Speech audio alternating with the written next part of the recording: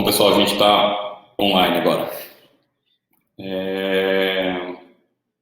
Vou esperar mais um pouquinho para o pessoal entrar. Está todo mundo vendo minha tela? Está tudo tranquilo? Minha câmera está virada ao contrário. Aí.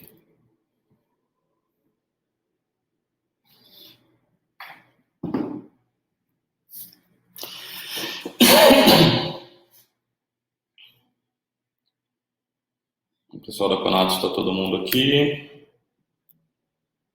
Ana, Dani.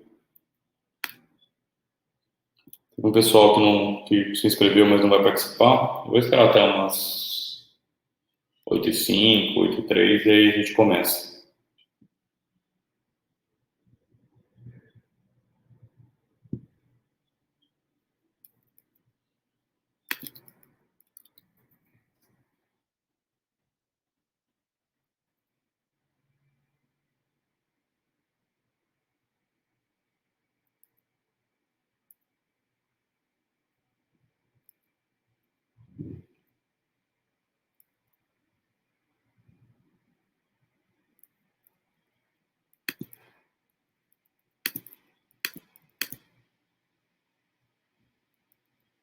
Bom dia, Rodrigo. Tudo bem? Bom dia, Márcio. O pessoal agora está entrando.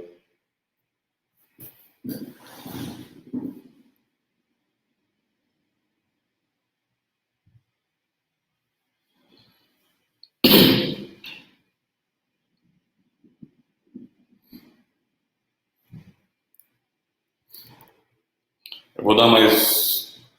cara, não vai ficar conversando com uma Súcia aí não, hein? Eu vou dar mais alguns minutinhos para a gente começar, só para ver se entra mais alguém, mas não vou me atrasar muito não, senão também não dá tempo da gente falar bastante coisa.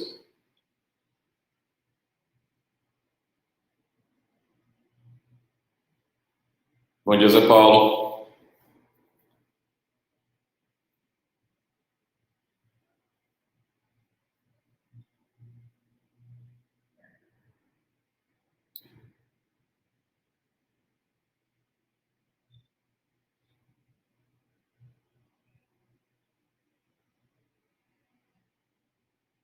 Fernando caiu, voltou em outro lugar.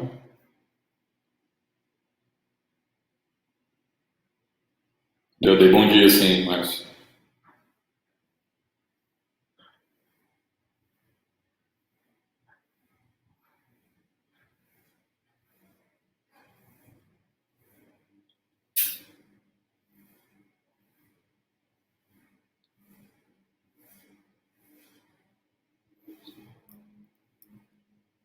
Vamos lá, pessoal, acho que a gente já tem quórum aqui, dá para a gente começar a falar.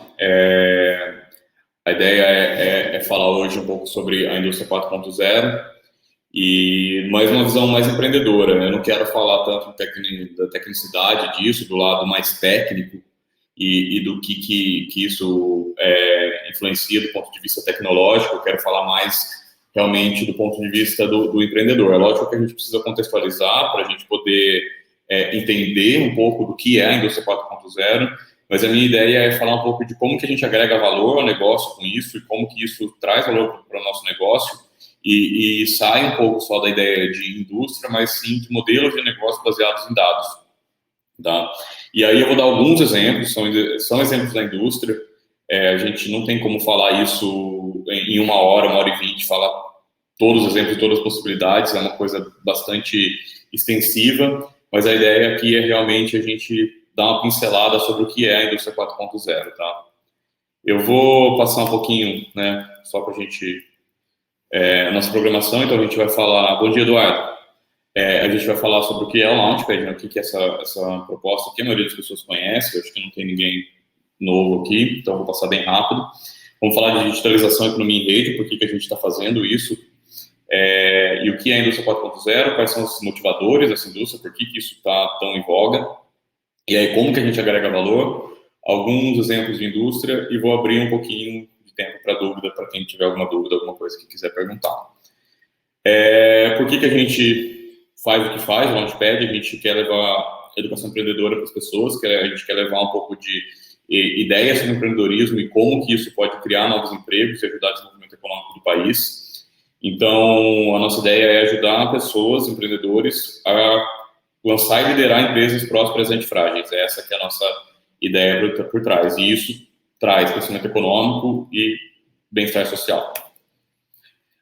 Hoje a nossa inspiração vai ser que conhecimento é o único recurso completamente renovável de uma organização. Então, como é que a gente está falando de indústria 4.0? A gente está falando basicamente de dados e conhecimentos. Então, eu achei que essa é uma frase que tem muito a ver com o que a gente vai falar agora nos próximos slides. Falei um pouquinho dos objetivos, né? Que é trazer uma visão só, né? Não tem como aprofundar isso e trazer toda a indústria 4.0 em um webinar de 1 hora. É bem complicado fazer isso, mas a gente quer trazer essa visão introdutória. Tanto esse webinar como o webinar da semana passada são webinars que são parte de um programa que eu estou desenhando para desenvolvimento empreendedor, e essa parte de tecnologia, né, o módulo de tecnologia. A gente teve 1 hora semana passada, 1 hora agora, mas o módulo todo tem 16 horas que a gente está desenhando.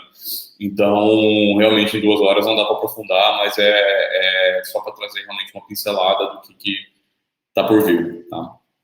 Então, falando de digitalização e economia em rede, quando a gente pensa em digitalização no passado, a gente pensa em transformação de documentos, fotos, ou mesmo escanear próprios documentos mesmo e arquivar isso no computador e mudar alguns processos gerenciais nos escritórios e na casa para o formato digital. Só que hoje isso mudou bastante. A gente tem agora um volume gigantesco de dados, um crescimento exponencial Bom dia, Jaque, tudo bem? O crescimento exponencial dessa quantidade de dados, desse volume de dados, e a gente tem vários dispositivos combinados entre si, né? Então, a gente pode usar o nosso smartwatch ligado no nosso telefone, que está ligado numa nuvem, e a gente pode acessar isso do computador. Então, assim, a gente tem toda essa combinação de dispositivo, e isso que é a digitalização hoje, né? A gente enxerga a digitalização de um jeito diferente hoje do que era há algum tempo atrás. Então, o que significa isso? Isso significa que a gente vai armazenar e acessar esses dados, comunicar e transmitir esses dados, conectar em fluxos multidirecionais, então vários dispositivos com a informação andando para vários lados simultaneamente. A gente quer analisar esses dados, a gente quer fazer simulações e a gente quer visualizar o resultado disso. Então, é isso que a gente chama de digitalização hoje. E quando a gente fala em economia em rede, a gente está falando do mundo que a gente vive hoje, né? Da forma como a gente está conectado com tudo, com outras pessoas, com máquinas, com empresas, e essa quantidade de conexão cresce muito. Tem estudos da quantidade de conexões entre dispositivos que o crescimento é algo assim exorbitante. A gente falou um pouco de crescimento exponencial na semana passada, e isso tem tudo a ver com crescimento exponencial. E aí, como é que a gente cria valor nessa economia, né? Nessa economia digitalizada? A gente cria valor hoje em dados, né? Trocando dados, informação e conhecimento. A gente tem um efeito network, então, quanto mais pessoas estão em uma plataforma, mais informações eu tenho, e as próprias plataformas mesmo, né? A gente trabalhar em plataformas, a gente tem o Uber como plataforma, o Facebook como plataforma, o Instagram como plataforma, o próprio GoBrunch. Tem várias plataformas onde as pessoas utilizam, e essa informação que é gerada dentro dessas plataformas é muito valiosa. Ela tem muito, não só dado, mas informação como algo estruturado, né? Então, dentro desse contexto, o que a gente chama de indústria 4.0? A gente chama isso da quarta revolução industrial. Tem bastante discussão se isso é realmente a quarta revolução industrial ou não, e aí eu deixo mais para o lado teórico essa discussão, mas a gente adota essa nomenclatura de revolução digital ou da quarta revolução industrial como uma tendência tecnológica para esse século. E só para contextualizar o que é, para quem não conhece o conceito, quando a gente fala da primeira revolução industrial, a gente está falando da mecanização e da máquina a vapor, né? E essa foi a primeira onda de industrialização. Depois, com o advento da energia elétrica, a produção em linha e a produção em massa, a gente fala da segunda revolução industrial. Quando a gente está falando já da invenção dos microchips e automação e computadores, a gente fala da terceira, e a conexão entre vários dispositivos, a gente chama da quarta revolução industrial. Bom dia, Matheus. Entra lá no link, tem como entrar no webinar. O link está na página. A gente tem aí a quarta revolução industrial, então como esses sistemas cyberfísicos, né, ciberfísicos, que a gente mistura o controle descentralizado com as próprias máquinas. Então, quais são os drivers que a gente tem para isso hoje, né? A gente tem muito dado sendo gerado, muito mesmo, sim, uma quantidade absurda de dados sendo gerado. A gente tem maior poder de processamento e a gente tem acesso global em escala. Isso dá muita velocidade para a gente alcançar análise de dados mais precisas, né? E, além disso, a gente tem conectividade, então isso reduz o custo de infraestrutura absurdamente. Imagina que a gente não tem que passar mais cabos para conseguir conectar um equipamento ao outro, então isso reduz. Imagina, por exemplo, a indústria de papel. A indústria de papel tem facilmente mais de 100 metros de comprimento. Você imagina conectar todos esses equipamentos numa indústria de papel com cabos. E se a gente consegue essa conectividade sem fio, a gente consegue isso de uma maneira muito mais eficiente. A gente tem também menos energia, a gente não precisa fazer o processamento dentro do próprio dispositivo, a gente pode mandar isso para a nuvem. Então, o consumo energético é muito menor nos dispositivos IoT, né, na internet das coisas. Então, isso também facilita a colocação dos dispositivos em lugares que antes não eram possíveis. E a gente tem a monitorização, nossa, tá difícil. Diminuição dos microchips, né, e dos sensores e tudo mais. Então, a gente tem como colocar isso em equipamentos cada vez menores e colocar isso em lugares cada vez mais inacessíveis, vamos dizer assim. E o que a gente está falando, então, quando a gente fala de internet das coisas? A gente está falando, basicamente, da combinação de 9 tecnologias. Eu vou falar de cada uma delas um pouco. São essas 9 que estão na tela aí. Quando a gente combina essas tecnologias juntas na indústria, a gente está falando de indústria 4.0. É isso que a gente está chamando de indústria 4.0. E eu vou passar por cada uma delas para a gente poder entender um pouquinho mais. E a primeira, a gente está falando de robôs autônomos. Então, são robôs que conseguem tomar decisão sozinho. Esse é um exemplo da fábrica da BMW, eu vou falar depois. Mas só para vocês terem uma ideia do quanto a Alemanha está avançada nisso, eu tive a oportunidade de visitar a fábrica da BMW na Alemanha em 2010. E eles já tinham robozinhos como esse andando pela fábrica e fazendo a reposição das peças no lugar onde elas deveriam estar. Então, isso já deve estar extremamente avançado hoje, já deve estar num outro nível de tecnologia, né? Então, quando a gente fala disso, são robôs autônomos, a gente está falando de robôs capazes de interpretar alterações no ambiente e reagir de forma adequada.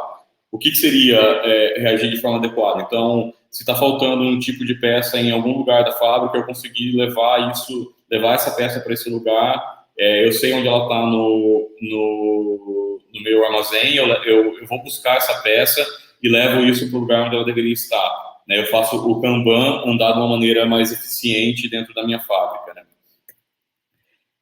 Quando eu falo de manufatura aditiva, estou falando de impressão 3D, eu também falei um pouco disso na semana passada, falei de como que a manufatura aditiva traz inovações para a nossa vida, né?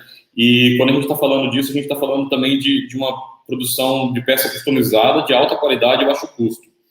E a gente fala um pouco da questão da customização em massa, né? Então, eu poder fazer peças extremamente customizadas, mas numa velocidade muito grande, e flexibilidade.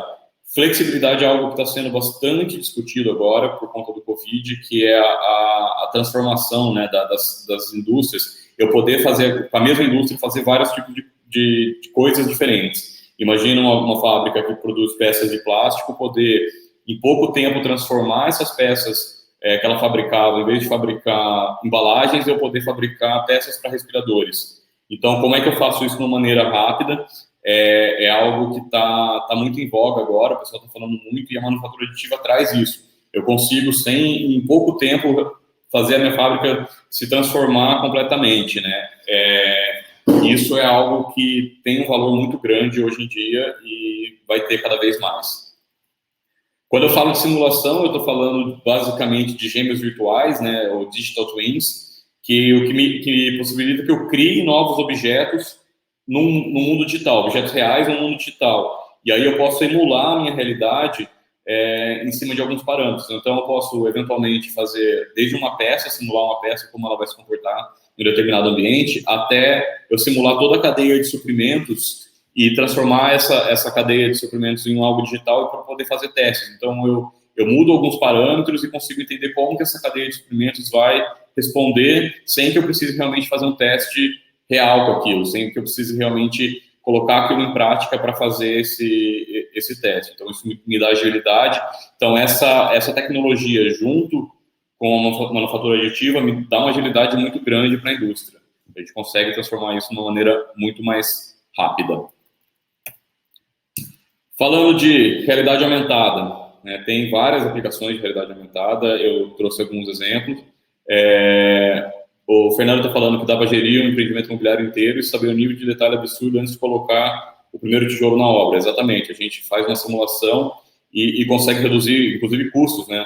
A gente consegue, não só a questão de tempo, mas a questão... Fala, Breno, bom dia. Não só a questão de tempo, mas custos também, quase de desperdício e tudo mais. É algo bem bacana para a gente pensar. Quando a gente está falando de realidade aumentada, a gente está falando de conseguir misturar os dois ambientes. Então, o ambiente virtual com o ambiente real. Então, eu só fiz algumas simulações, eu tenho essas informações, essas simulações, eu consigo levar isso para um software de realidade aumentada, e como vocês estão vendo aí na tela, por exemplo, um motor, onde eu consigo fazer o monitoramento de algumas peças do motor. No caso, eu estou fazendo monitoramento do rolamento, ou fazendo algum tipo de monitoramento de peças da minha empresa, da minha fábrica como um todo, né? Aqui, por exemplo, ele está vendo aqui um caso de uma temperatura que está muito alta, então ele consegue enxergar. Isso é um dos exemplos. A gente pode fazer treinamentos com realidade aumentada, a gente pode fazer fazer a sequência de montagem para que o operador saiba como fazer essa sequência de montagem a partir da realidade aumentada. Então, a gente tem muito exemplo aí para trabalhar com realidade aumentada, que é trazer a simulação para o mundo real, aí está entre os dois lados, né? Então, a gente combina aí várias... Está errado esse slide, desculpa, gente. A gente está falando agora de internet das coisas, e quando a gente fala de internet das coisas, a gente vai falar da combinação de diversos dispositivos. Então, eu interconecto vários dispositivos e eu preciso acessar e armazenar isso em algum lugar, e para isso a gente tem o próximo tema, que é Big Data. Então, quando eu tenho muito dado proveniente do meu, da minha... Nossa, desculpa, gente. Quando eu tenho muito dado proveniente dessa internet das coisas, e eu tenho muita informação vindo de ERP, de Supply Chain Management, ou de qualquer outra fonte, eu consigo encontrar padrões escondidos nisso, usando Big Data, usando Machine Learning. Eu consigo usar essas informações conseguem me dar muitos insights para que eu possa desenvolver os meus algoritmos, que eu possa desenvolver formas de ser mais produtivo na minha indústria. Para isso, eu preciso da computação em nuvem, então eu preciso mandar todos esses dados para dentro de uma nuvem, e a internet das coisas, como eu disse na semana passada, ela só existe se eu tenho outras duas coisas, que é o Big Data e a computação em nuvem. Então, eu consigo trazer toda essa informação para uma instância e processar esses dados em uma instância para que eu consiga recuperar esses dados assim que eu precise deles, né? Para isso também eu preciso integrar sistemas. Então, para funcionar tudo de uma forma sincronizada, não adianta eu estar só dentro da minha empresa, eu preciso olhar isso para fora, e para quem trabalha com supply chain, isso é muito importante. Então, para que eu consiga ter visibilidade de toda a cadeia, isso é muito importante, eu integrar esses sistemas. Então, essa é outra tecnologia muito importante, é uma oportunidade muito grande, essa integração de sistema, e como fazer essa integração de sistema é outra oportunidade bem bacana. Só que para tudo isso tem um grande problema, que é a segurança de dados. Então, quando eu tenho todo esse tráfego de dados entre diversos dispositivos, eu tenho toda essa informação rodando ao longo de diversas instâncias em empresas, eu tenho questão de segurança, eu tenho questão de ataque de hacker, eventualmente, por exemplo, vamos dizer, eu já vi até questões assim, poxa, eu tenho um carro conectado à internet, né?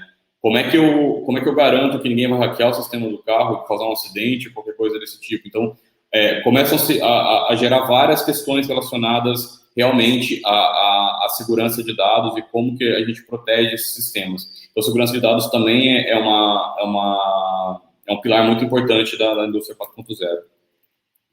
Então, falando, né, dos desafios e oportunidades da indústria 4.0, a gente tem alguns desafios, os dados, né, tá com ele disponível, acessível, ter qualidade e ser verossímil.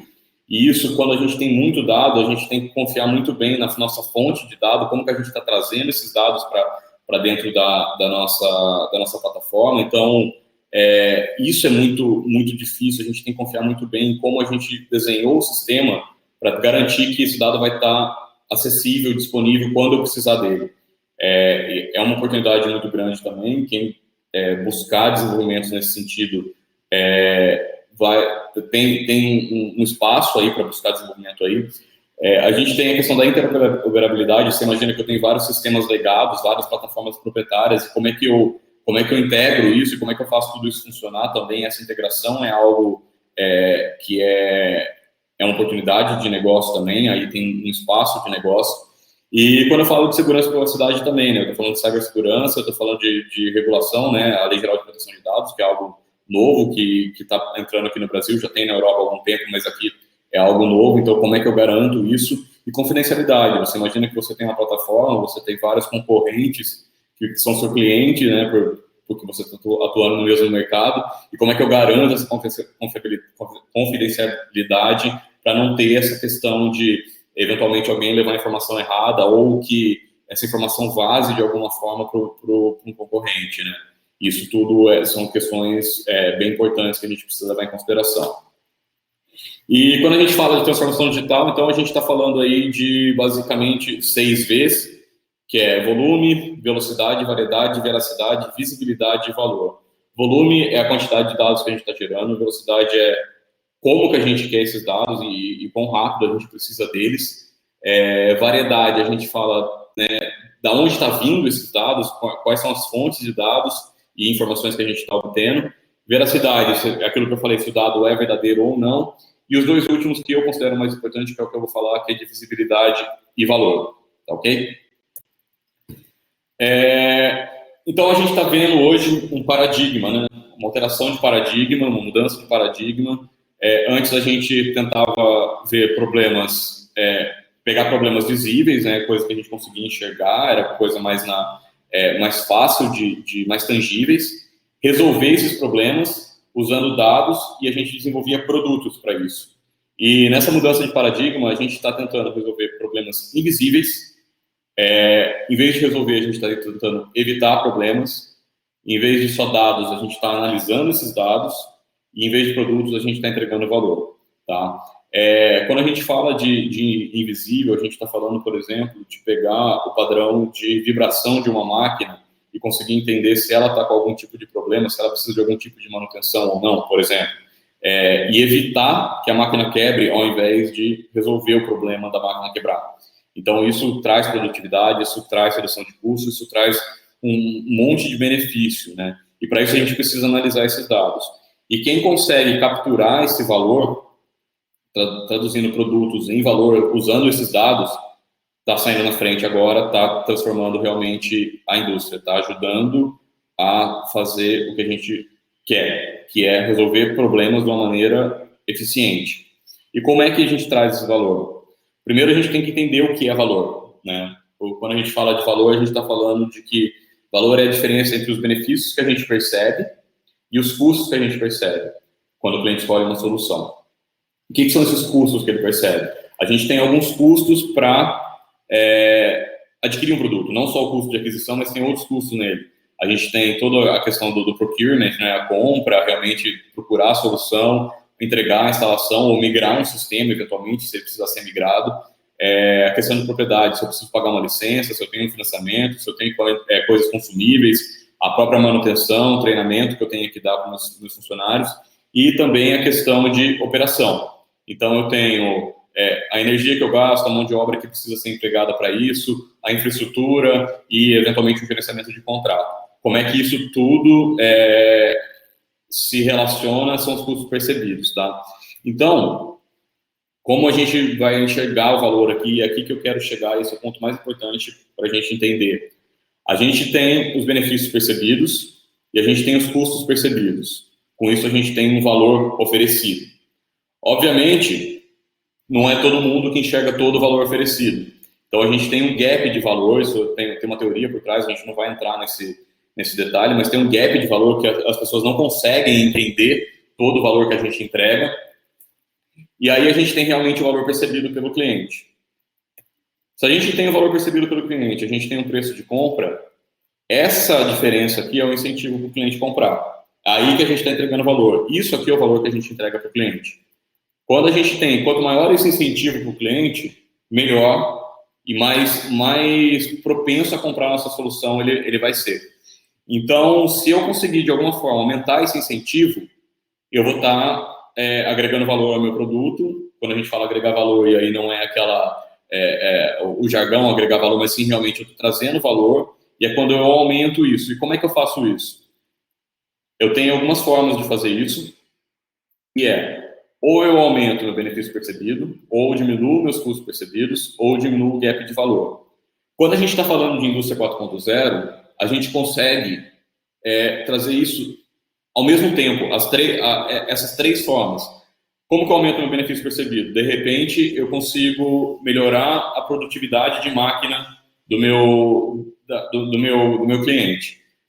Como que eu diminuo meus custos percebidos? Naquele exemplo, por exemplo, da máquina que mede o padrão de vibração e consegue saber se a máquina está para quebrar ou não. Eu tenho uma redução dos custos percebidos porque eu vou ter uma redução do custo de manutenção. E como é que eu diminuo esse gap de valor? Se eu tenho mais informação, se eu tenho mais dados, é mais fácil de eu provar para o meu cliente que eu estou entregando o valor que eu falei que eu ia entregar.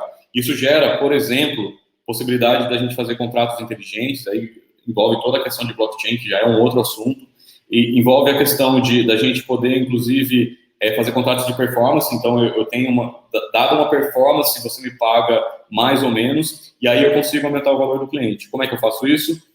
Eu aumento esses custos, esse benefício percebido.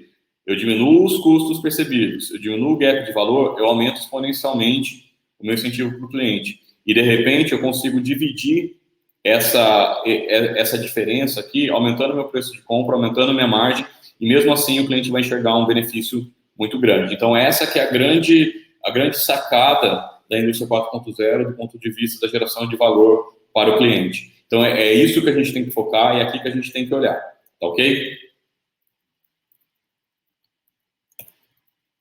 Agora eu vou dar alguns exemplos. Eu acabei sendo até mais rápido do que eu imaginava que eu ia ser. E eu vou dar alguns exemplos e depois a gente pode até abrir para a gente discutir um pouco e conversar um pouco sobre isso, tá ok? Esse aqui é o exemplo da BMW que eu comentei. A fábrica toda da BMW está integrada. Então, a gente tem aqui esses robôs que eles fazem o Kanban andar. Né? O Kanban é um sistema de gestão do Just-in-Time, do Lean Manufacturing, que as peças estão no warehouse, estão colocadas em algum lugar e tem um robô lá que sabe aonde eles estão e sabe pegar essas peças e colocar nesse carrinho e fazer esse carrinho andar e entregar as peças onde eles deveriam estar naquele momento. Além disso, esse braço aqui, que é uma pessoa com um leitor de código de barra, um leitor de QR Code, que seja, consegue aqui dar baixa no estoque ou falar, olha, está faltando essa peça, eu preciso dessa peça ou não, isso agiliza muito o processo.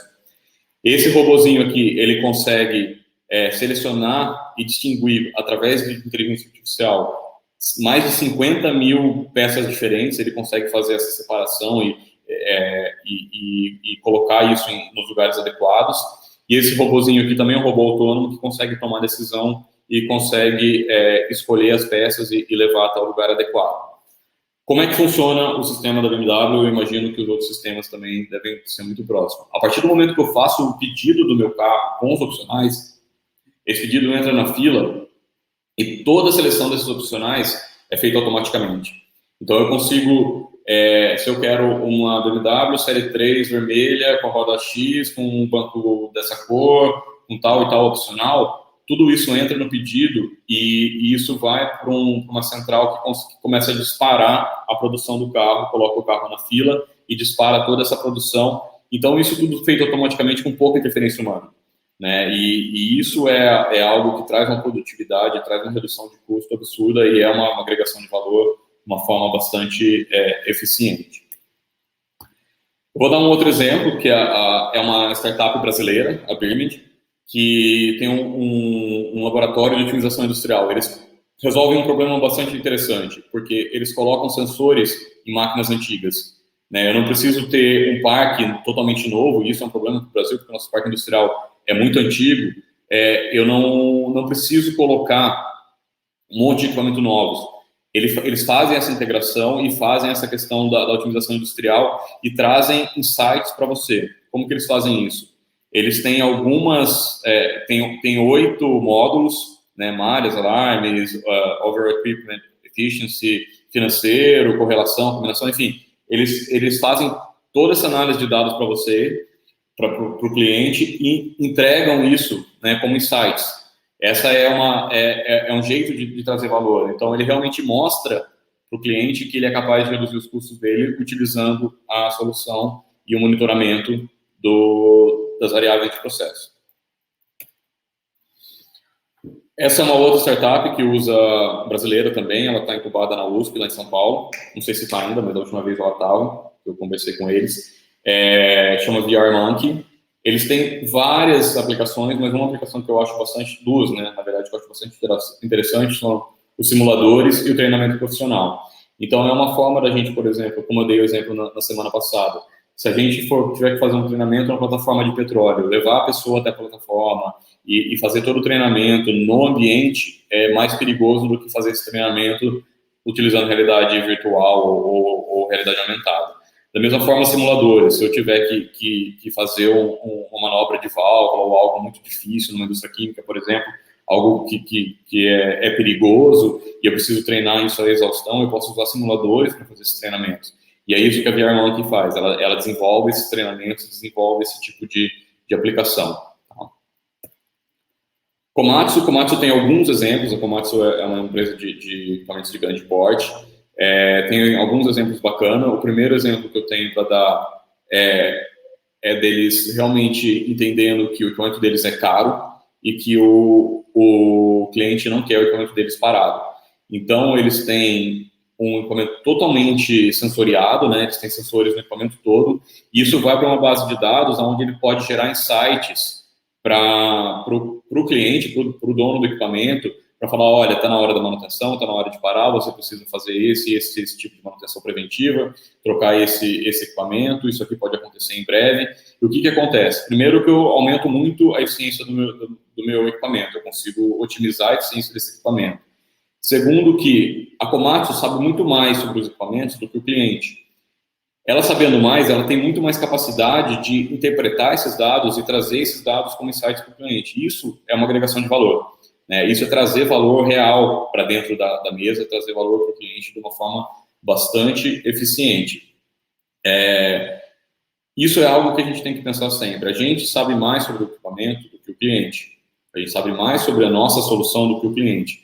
Então, se a gente, além disso, pegar, e aí a gente fala do efeito de network, né? Eu tenho vários equipamentos, eu tenho milhares de máquinas espalhadas pelo mundo me mandando informações sobre o que está acontecendo. Se eu tenho essas milhares de máquinas me mandando essas informações, eu tenho um volume de dados muito grande e eu tenho uma amostragem muito maior para tomar decisões. Então, eu consigo orientar meu cliente de uma maneira muito mais eficiente, muito mais precisa do que só se o cliente monitorasse a máquina e falasse, olha, não, mas essa máquina estava vibrando assim e agora está vibrando assado. Então, isso é um jeito de trazer informação, é um jeito de trazer dado para o cliente de uma maneira bastante bacana. Um outro exemplo de indústria 4.0 é da Komatsu também. A Komatsu se juntou com a DJI, que é uma fábrica de drones, e aí tem mais uma tecnologia junto de uma outra startup. Eles fazem todo o mapeamento de uma área a ser construída e fazem todo... o Shane falou que a Scania faz isso para plano de manutenção preventiva e otimização de rotas. Faz todo o planejamento da obra antes da obra acontecer.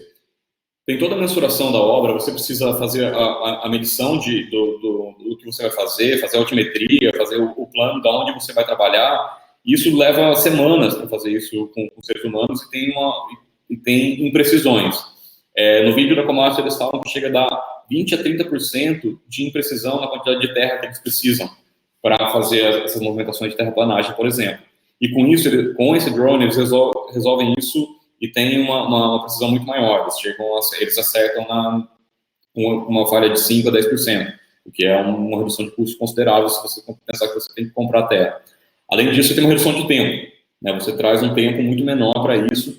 E para quem está contratando o serviço de construção, você imagina que essa redução de tempo é custo que o cliente não tem, ou é menos tempo parado, ou é mais tempo para ele retornar o investimento dele. E com tudo isso, aonde que a Komatsu quer chegar com esses equipamentos autônomos? Então, são equipamentos que conseguem, a partir daquele planejamento que foi feito com os drones, e a partir de toda a informação, sensoriamento dos equipamentos, esses equipamentos conseguem operar praticamente sozinhos ou serem operados à distância. Isso também traz um monte de custo, que você imagina uma obra distante, um lugar de difícil acesso, onde você teria que manter toda uma equipe lá para fazer a obra funcionar. E aí você reduz consideravelmente a quantidade de equipe que está na obra e consegue fazer isso em menos tempo. Então, a gente também tem um ganho exponencial aí e a gente tem um aumento dos benefícios percebidos pelo cliente. Mais uma vez eu quero falar, né, porque eu fico com medo de ficar assim, não, mas parece que isso é só para gente grande, é só para empresa muito grande. Eu trouxe mais uma startup brasileira que está usando esse tipo de tecnologia para agricultura. Então, eles fazem todo o mapeamento do solo e fazendo esse mapeamento, eles conseguem otimizar a aplicação de fertilizantes. A partir desse mapeamento que eles fazem com algumas tecnologias, eu vou mostrar aqui. Só para vocês terem uma ideia, eles conseguem uma economia de 87% na quantidade de amostras, e eles conseguem uma economia de R$125 por hectare em insumos, né? Isso é um case, né, que eles têm em insumos para produção. Você imagina isso numa produção de 90, 100 hectares, é um custo considerável aí para o produtor. Então, você agrega valor através de uma tecnologia. Como é que eles fazem isso? Eles fazem a medição da condutividade aparente, uma tecnicidade aqui. Eles têm toda a informação de relevo. Eles usam alguns algoritmos que foram adaptados da indústria do petróleo, fazem essa análise de solo e, a partir de um engine de inteligência artificial, eles analisam esses dados e dão a recomendação do tipo de manejo do solo necessário.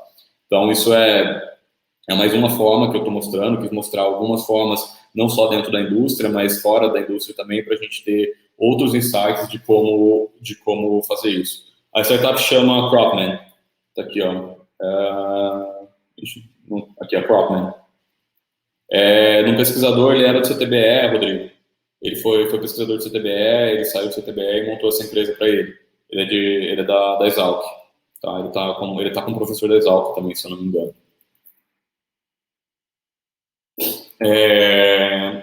Se você quiser o contato dele, eu tenho. É o Henrique. eu te passo o contato dele. Depois você me pede, eu passo o contato dele para você. É bem bacana a startup dele. Ele já fez alguns projetos no Brasil, é bem legal. A ideia aqui foi realmente trazer que a gente não tem só a startup, as empresas grandes fazendo isso, como uma BMW ou uma Komatsu, mas que a gente também pode trazer esse tipo de tecnologia num grau menor, né? A gente só tem que pensar como que a gente vai agregar valor para o nosso cliente a partir da informação, a partir de dados, e não simplesmente da entrega de um produto, né? Então, é realmente sair da ideia do produto e ir para valor, né? Então, o que eu quis trazer aqui né, nessa conversa com vocês principalmente que isso vai além da manufatura, é pensar em novas maneiras de fazer negócio, novos modelos de negócio e como que a gente pode agregar valor para o cliente, né? Então, isso gera valor, a gente pode trazer essa tecnologia e gerar valor para a cadeia inteira, não só para um elo da corrente. E, principalmente, a gente está vivendo uma janela de oportunidade agora, a gente está vivendo um momento onde isso está fervilhando, tem muita coisa acontecendo, tem muita gente querendo fazer coisas com isso, então vocês vão encontrar milhares de aplicações. É lógico que nem todas vão dar certo, né? Tem aquela questão da hype, né, que eu mostrei na semana passada, aquela curva onde a gente tem muita expectativa sobre uma tecnologia e de repente essa expectativa começa a cair e depois de um tempo a gente tem essa expectativa crescendo de novo e estabilizando. Então, a gente está vivendo essa janela de oportunidade, é uma oportunidade de negócio, é uma oportunidade de gerar novos negócios, gerar novos modelos de negócio. A gente só precisa sentar e entender que problema que eu quero resolver e como é que eu vou trabalhar isso a partir da tecnologia. Essa que é o recado por trás. Eu queria pedir para vocês, né, se vocês tiverem alguma dúvida, alguma coisa, para a gente tirar essas dúvidas, mas se vocês puderem apontar o celular aí para esse QR Code e responder a pesquisa, ia ser bacana para me ajudar a melhorar o que eu estou fazendo no nosso projeto aqui do Launchpad. Enquanto isso, se alguém tiver alguma dúvida, quiser perguntar, fica à vontade.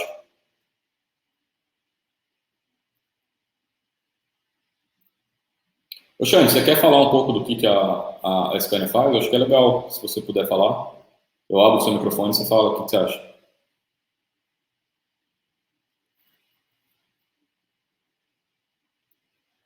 Ô, Du, a gente está trabalhando com duas vertentes. Primeiro, com educação empreendedora, né? Então, trazer essa educação empreendedora voltada para a tecnologia. Bom dia, Isis. Essa é uma das coisas. E o segundo é mentoria também. A gente está pensando em dar mentoria para empreendedores, principalmente na área de tecnologia, quem quiser trabalhar com tecnologia, trazendo tecnologia para dentro do negócio. É isso que a gente está tentando fazer. Mas a gente está bem no começo ainda. Essa é uma iniciativa que está começando. Ô, Fernando, eu vou passar o vídeo aqui.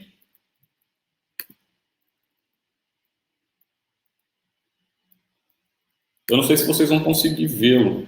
Eu vou tentar. As agendas estão em inglês, tá, gente?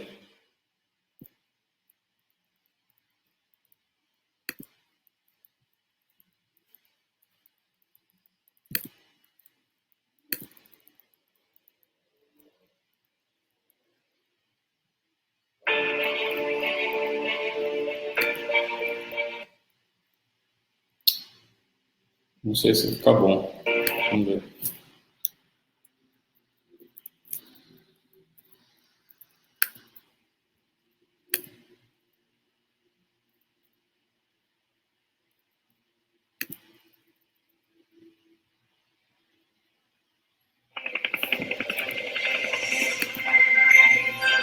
Vocês ouvem o som? Eu não sei se vocês ouvem.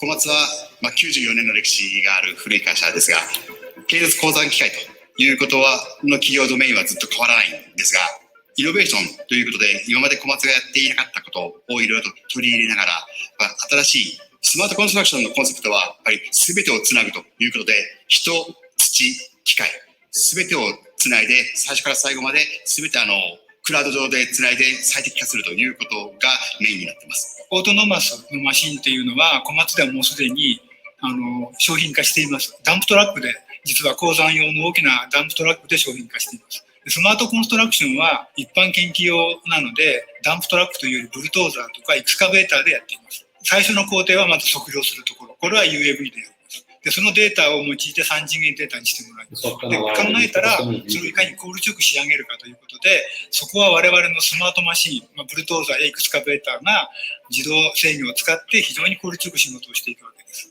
スマートコンストラクションのような考え方を持っていて、少ない人数でも効率的に仕事をしていくということが必要になってくると思っています。それによって、まずお客様から現場でまず現況を抑える。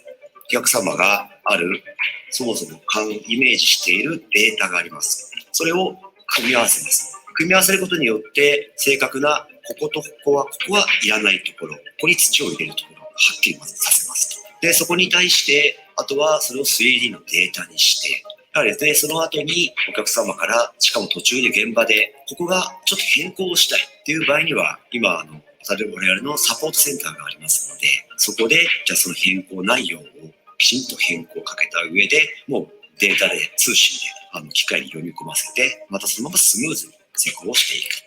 これまでの従来の建設工事の場合、まず最初に工事をする前に測量しますが、これは人間の手で従来型の測量の方法でしていました。そうすると多くの現場では、現況の測量を高精度にできないために、実は工事始まってみると、20%、30% という度量の違いが発生することになります。工事の後にですね。とにかくそういった工事始まった後に、分かる工事範囲の誤差みたいなものを最初からなくしたいと。でまさにスカイキャッチはスカイキャッチで我々が現況を測量するというのはそこに意味があって、一般的によく聞くのが、通常平均を取ると、この現場であれば、本当にこれがこの1日、いやもうじゃあこの30分っていう単位で測量ができて、それが翌日には結果として出てくる。現場としてはこんなのは飛ばせば本当にワオ。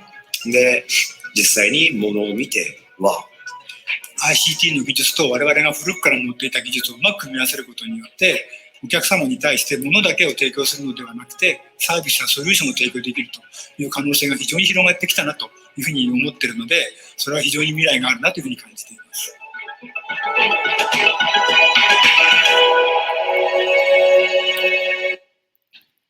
Bacana, né, pessoal? Xande, você falaria um pouquinho sobre o que a Scania faz?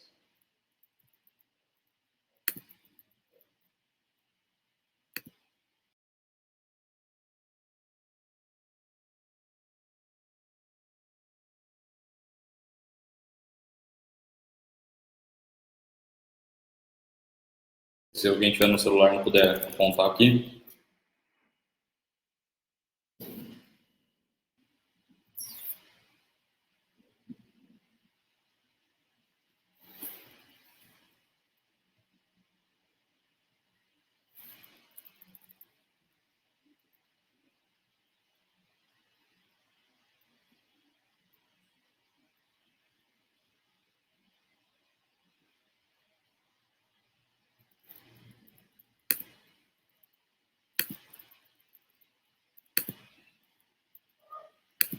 Desculpa, gente, estava restrito a... Agora está liberado.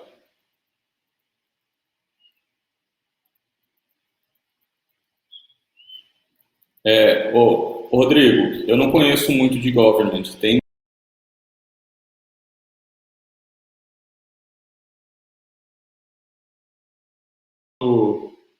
muito forte ainda, né? Como o Zé Paulo disse, a gente tem problemas com legislação e imagina que government é mais difícil ainda porque está envolvendo, inclusive, a questão de licitações, né? Então, isso acaba atrapalhando muito. Você quer falar, Zé Paulo? Você que é especialista na área jurídica? Acho que seria interessante a gente trazer isso para a mesa. Eu abro o seu microfone aqui.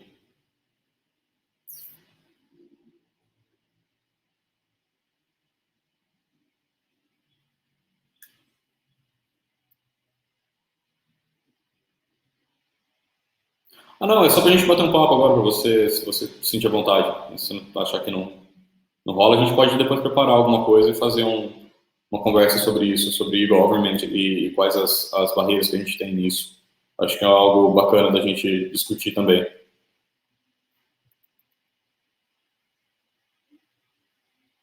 Beleza, tranquilo. Sem problema, o pessoal tá tímido.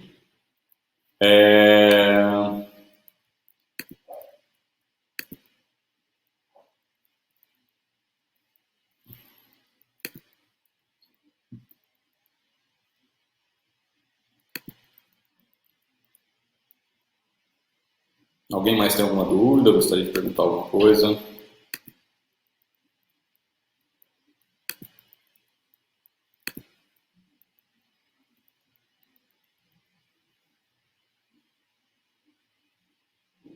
O pessoal está escrevendo, né?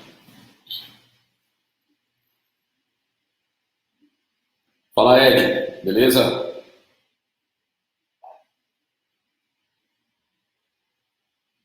Fazendo uma live aqui sobre indústria 4.0, Ed.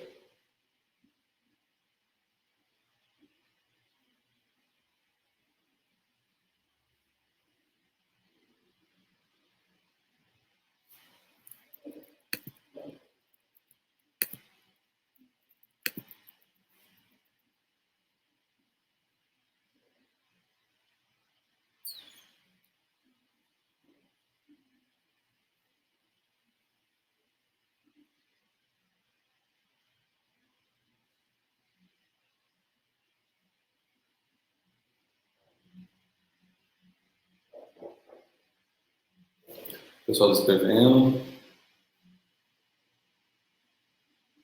E aí, Marcelo, quer falar alguma coisa, cara?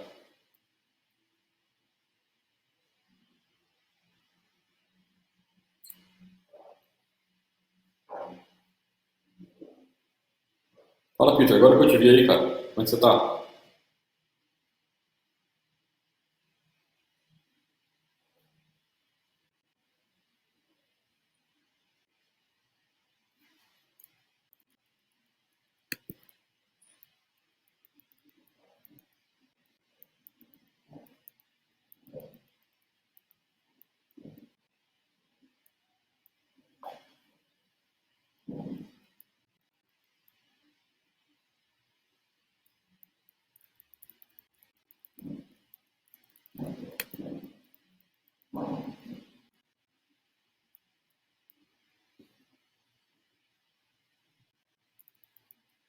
Vamos lá, vou responder primeiro a pergunta da Fer. A questão do valor, vou voltar aqui, só para vocês entenderem o que eu estou falando.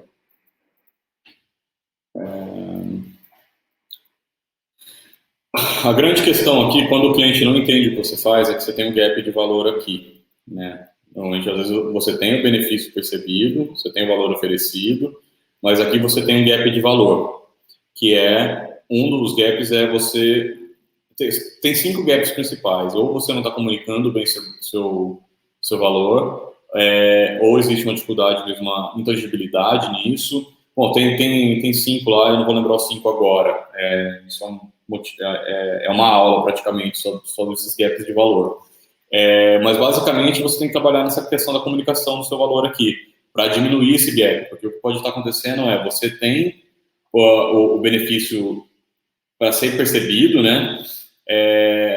Entre a diferença entre valor percebido e valor oferecido e o valor realmente percebido, é isso que está te atrapalhando. Você não consegue fazer a pessoa perceber o valor porque esse gap aqui está muito grande.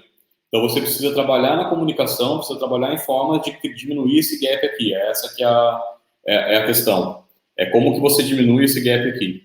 Tá? E aí tem formas de fazer isso, mas normalmente é por comunicação. Tá? Rodrigo.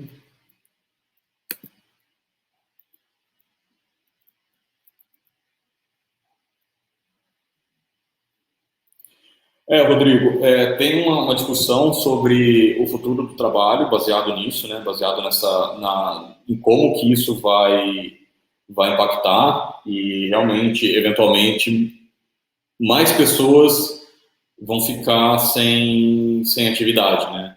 Então, o mundo tem 7 bilhões de pessoas e talvez para esse monte de máquina a gente não precise de todas elas, vamos dizer assim. Mas tem uma outra discussão, se eu não me engano, foi o Watson, o criador da IBM, que ele diz muito que o computador ele foi criado no sentido de não para tomar trabalhos, mas para fazer atividades que os seres humanos não querem fazer. Então, eu acho que também tem um caminho onde a gente vai começar a descobrir novas atividades. Mas realmente é uma discussão que faz sentido, né? A gente falar, poxa, será que essas pessoas não vão ficar desempregadas? Ou será que se a gente não tiver uma renda universal e as máquinas produzindo para a gente não vai ser mais feliz? São discussões bastante filosóficas e bastante importantes por trás disso tudo, né?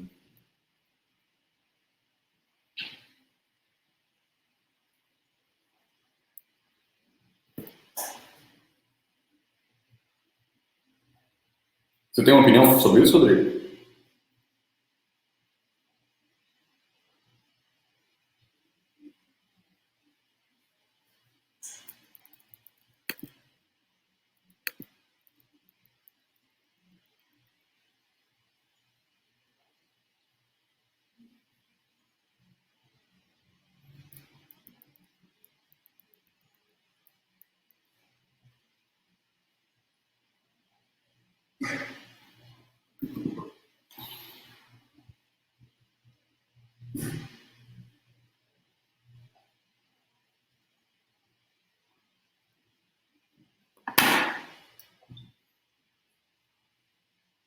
Só um minutinho, gente.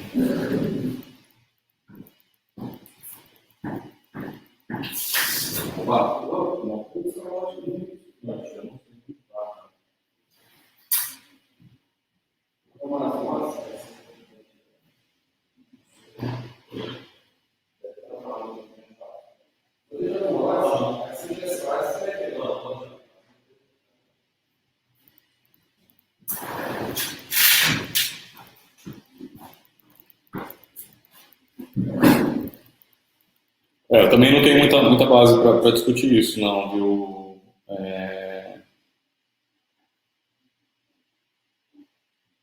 Mas eu acredito que sim, vai ser uma discussão.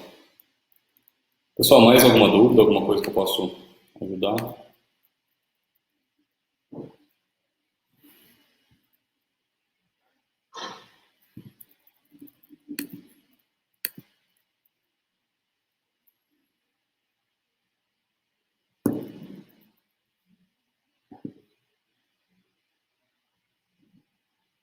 Meninas da Conatos, vocês têm alguma dúvida?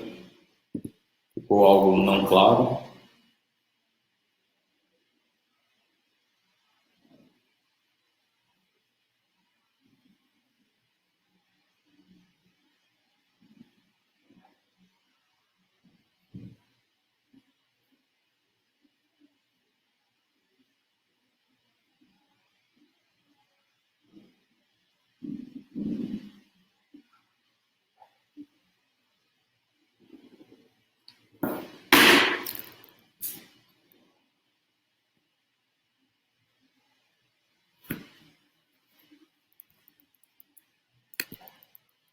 Só se vocês não responderam a pesquisa, por favor, ajuda lá. Isso é uma coisa importante para a gente, tá? Quero entender mais sobre o que vocês buscam. Se alguém quiser seguir o Instagram também, é só apontar aí, ou @launchpadhub. A gente tem um Instagram lá para seguir.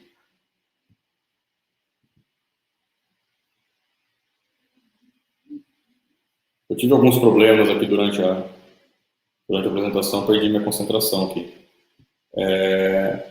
Rodrigo, tem essa questão aqui da própria VR Monkey, né?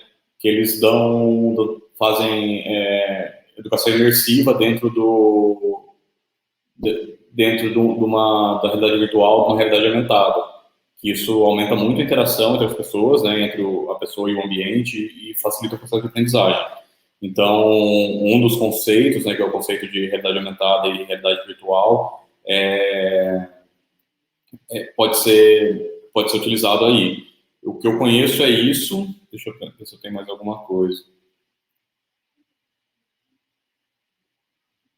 Não, é mais essa questão. A educação tem uma dificuldade, né, que medir a educação é uma discussão até hoje muito difícil, né? A gente não consegue ter indicadores completamente objetivos relacionados à educação.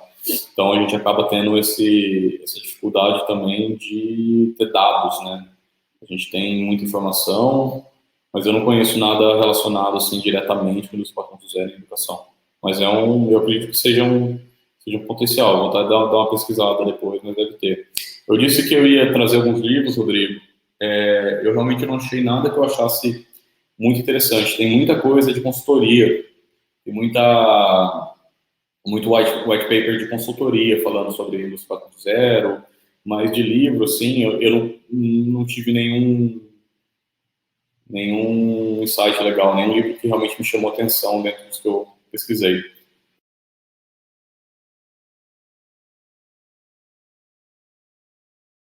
Na KPMG, na PwC, né, PricewaterhouseCoopers, e talvez você encontre alguma coisa na Accenture também. Então você vai encontrar alguma coisa, tem bastante informação.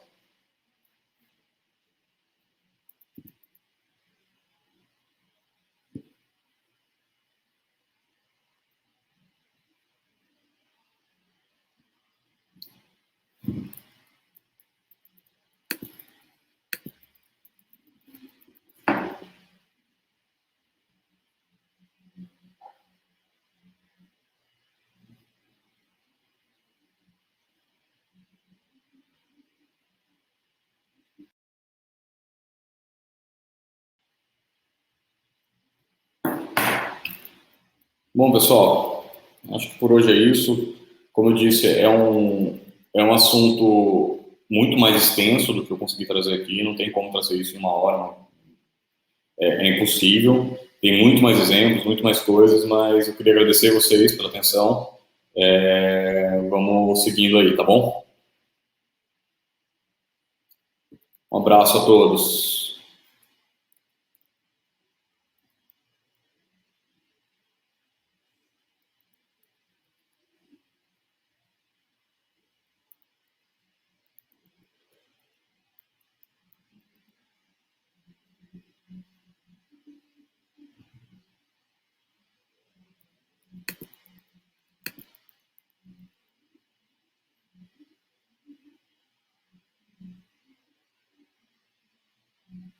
Obrigado, pessoal.